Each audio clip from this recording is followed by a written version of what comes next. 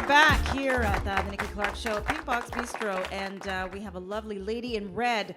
She is a relationship mentor and the author of The 12 Keys to Finding Love in Less Than 300 Dates. So please welcome Tal Shaish to the show. Thank you so much. You're welcome. Hey, how are you? I'm great today. Good, Great good. show you have. Oh, thank you. And you know what? This is a hot topic. Oh, wow. You know why? Because it's almost May, and May is when people are starting to feel a little warmed up, and they want to feel warmer with a boo on their side, right? It's springtime. So they start looking around, see what's out there, and I think for some of us we want to just settle down, right? But we want to not keep making the same mistakes. Ooh, wow. You know, falling into the dating trap, which can be quite a jungle out there. Yes, for some, you know. it is. So let's talk about your background as a relationship mentor. When did that start, and how did that evolve? Wow. Okay, so I can talk about my background from a professional point of view and personal, but I'll start with the personal, if that's okay with you. So when I was 28, I was standing in front of the door. That was the door of the apartment of me and my ex-boyfriend. I was like my mythological ex, the one who I'm supposed to get married with. That's the person. But he said, no, I'm not marrying you. And Did you ask him? No, he just said to me, I know you want to get married, but I don't think I'm ready, and I don't think I'm not you marrying are. you. Wow. I'm not marrying you. That's Okay. what he said. And I was devastated. I was heartbroken. I couldn't eat. I couldn't drink. I couldn't sleep for nothing. How long were you in this relationship? 2 years. 2 years. And Okay, I that's was a lot of 28. investment. Yes. Yeah. And it was really, I really thought it was the love of my life. But then I figure out several things which I'm sharing at the book, and it's very, very insightful. Yeah.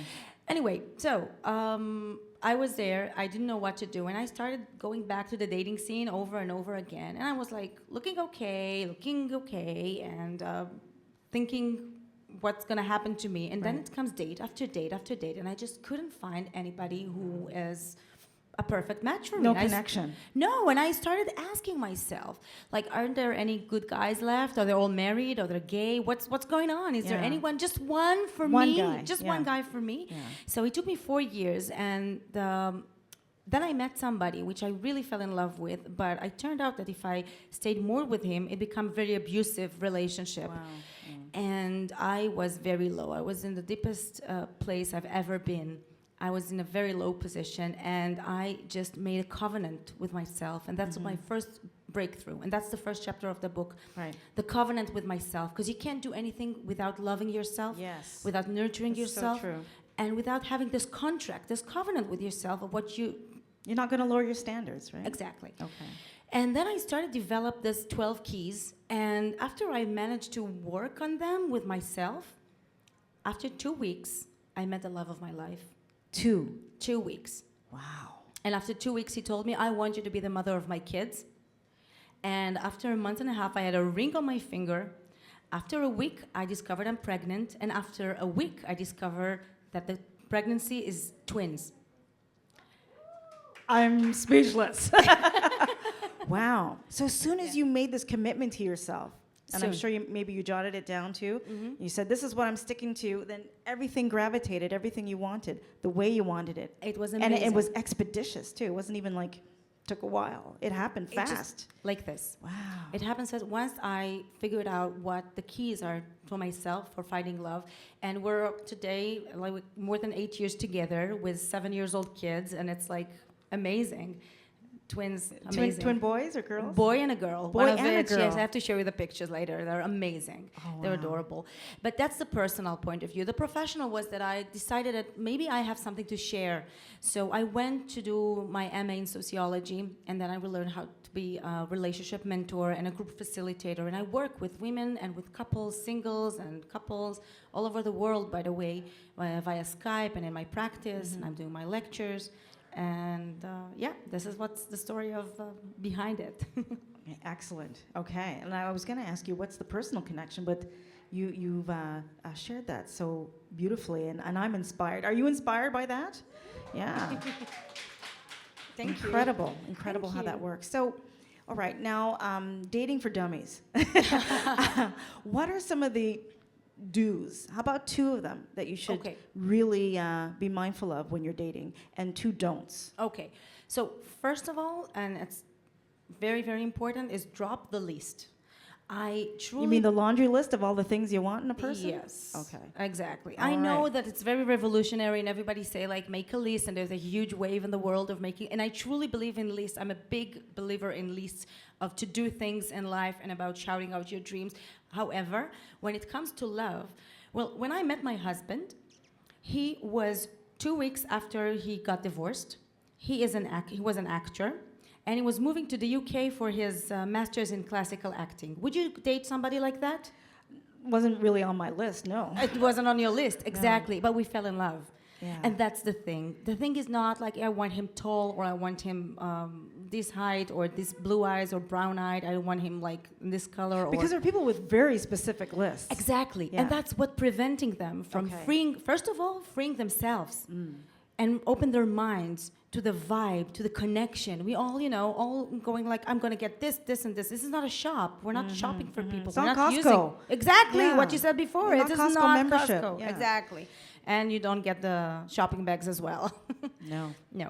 And so this is one don't that I truly recommend. The other one is always trust your intuition. This is Yes. one too. I was dating a So guy. your inner voice. My inner Yeah. voice, yes. Yeah. There's a story about Danny. Of course, it's not his real name.